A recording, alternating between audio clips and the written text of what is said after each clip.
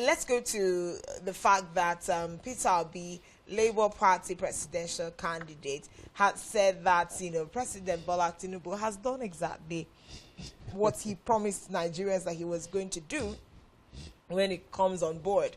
Now, remember that he was in a meeting with Bauchi State Governor, speaking of Bala Mohammed, yesterday being Thursday.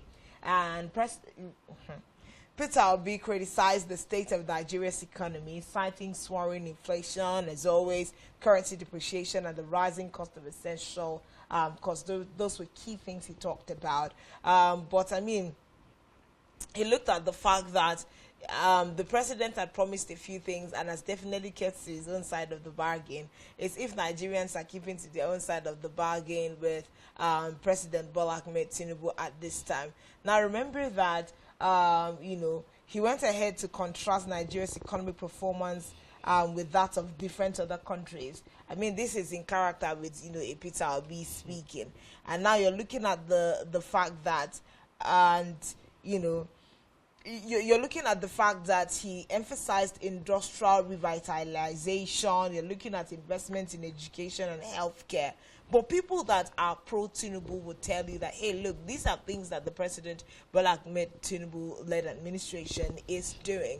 But now, coming to the, his number war, as always, he made mention of the fact that President Tinubu had promised to continue where Buhari stopped. And that's where he's referring to the fact that he has done exactly what he promised he was going to do. Francis, if you take your mind back to pre-campaign and campaign seasons, when President Tinubu continued to talk about the fact that he was going to continue where Buhari stopped, and that was a major concern for Nigerians. This is how the Buhari-led administration has been. Look at the difficulties we have experienced in different sectors, and you're saying that you're coming to continue from there. Nigerians referred it to some kind of pro-max deal of the APC, and so you're looking at the fact that Peter Obi has reminded Nigerians that man hasn't changed his words. He's literally keeping to the promise that he made of continuing from the Buhari-led administration.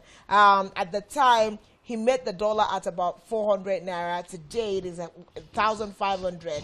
Rice during the Buhari-led administration was 40,000 naira per bag, and we're buying a bag of rice at over 100,000 naira. We bought fuel at 300 naira during Buhari's time. The benchmark for fuel now in Nigeria is 1,000 naira, and you can see all these things that have doubled. Yesterday, I was at the market, Francis, and there is a particular brand of wear that ladies used to buy. It's just what would I call it? It's an easy footwear.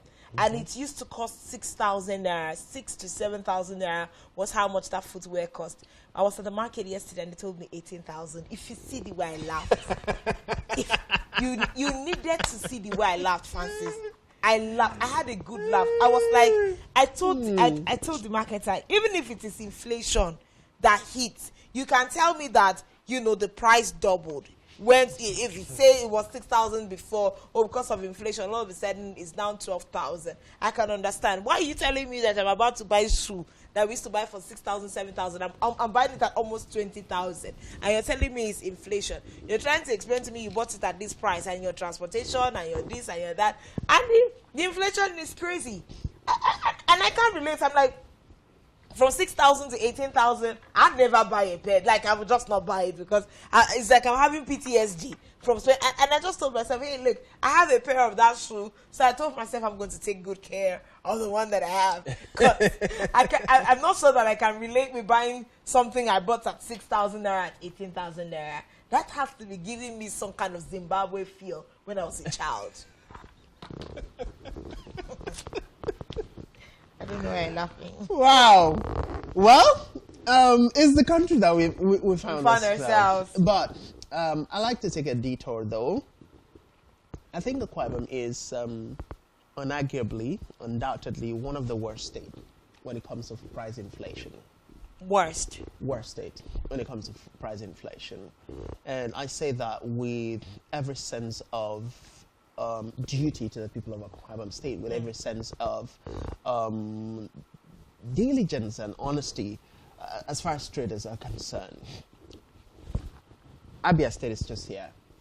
River State is just a stone throw away. And you look at the price variation. When you pick up an item in Akwa State, for instance, and you're told 18,000, let's use the 18,000 benchmark you've spoken about, you'll be shocked that if you get to River State, you buy that for about 8,000, 9,000, 10,000. Fair. At the most. That's fair. So if you buy it at 8 to 10,000 in River State, and you buy it for 8,000 in Abia State, why have we gotten an extra 8,000? Look at transportation, Francis. How much is transportation? Did you travel with that transportation to buy only that only one just pair of that shoes? one pair of shoes? Now, you're looking at an average of, let's say, they charge 5,000 naira for the product. I mean, when I travel, I see this. 5,000 naira for your big bag of products, and you pay that 5,000 naira, and then you pay your no, you're not the one paying the police. The drivers are the ones settling the police. You pay your 5,000 naira, and then you pay your 6,500 naira or 7,000 naira transportation. Plus or minus, you're spending 12,500 naira to bring the product in, or less than that to bring it down to Akwa. And then for each of the product, you now bring that 7,000, 8,000 naira and put on each item. Is that not daylight robbery? Daylight robbery. So we are the reason why things are like the way they are. And I always go back to calling out the government on this matter, because if we had a means of monitoring and regulating the activities of market women, market men, or traders generally, people will stop exploiting Akwa Ibomites. I was excited when the FCCPC came to Akwa Ibom and all of that conversation, but so far I'm yet to see the impact of that, or the impact that is having in Akwa Ibom in terms of price regulation, or in terms of price changes or transformation within the price sector. And then the next thing is, for some items that have this franchise thing, you still find that monopoly that one person just sits and determine what every other outlet sells that product for. But you step out of Akwa Ibom, you go to the nearest two states, you go to Cross River, you go to Abia State, you go to Port Harcourt, River State, you will find a complete, it looks like you're in a different environment. Oh yeah, last weekend I was in Port Harcourt and I went to buy something. I saw onions of 500 naira. You're shocked. And I asked the woman like 3 times, so is this 500 naira or 5,000 naira? Wow. Because I looked at the sizes of onions sold in Akwa Ibom market. Yes. And for like how much you are we sold literally for. have like a bulb of onion like this is for 500. It's only God that will help us in this country. And you know that we usually have these arguments about, expensive cities in Nigeria to live in. Akwa Ibom is definitely one. When you go from Lagos to Abuja, you do Port Harcourt. Akwa Ibom is definitely forced on that line. Akwa Ibom is, expensive. It is, I don't know, it's becoming expensive. It has been expensive, but it's becoming more expensive. I mean, we've had these conversations about the rent trend now in Akwa Ibom and all of that. That's the worst, Yes, the worst Akwa Ibom narrative. is one of the expensive cities to live in. It's the worst Yes. narrative. And I'm not surprised. I remember serving in Osun State. And when I know it's back in the time when the economy of Nigeria was different. But then even at that point, I could still compare my life in Abuja at the time and my life in Akwa Ibom. And Osun was something else. Unfortunately, my first shock with all of this was in 2012, 2013 when I started school. And in the city of Ekiti, it was like a completely different world.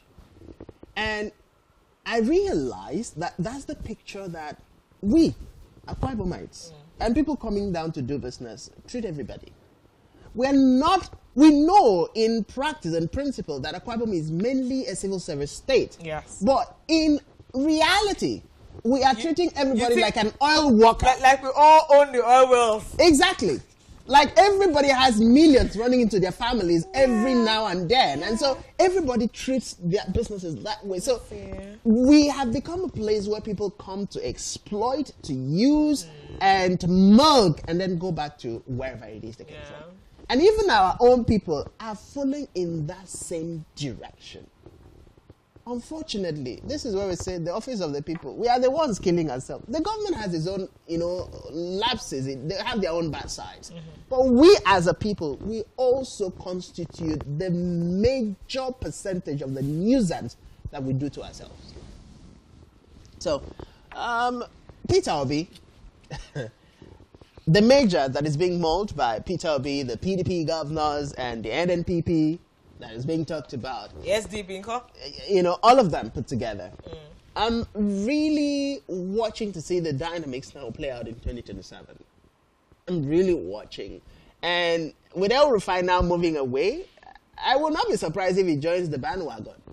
If Peter Obi joins the bandwagon? No, if El Rufai joins the bandwagon of the PDP's family, the NNPP, and all of them just come together. Remember, this coalition is something that was in the hush-hush conversation before the 2023 general election, which never saw the light of day.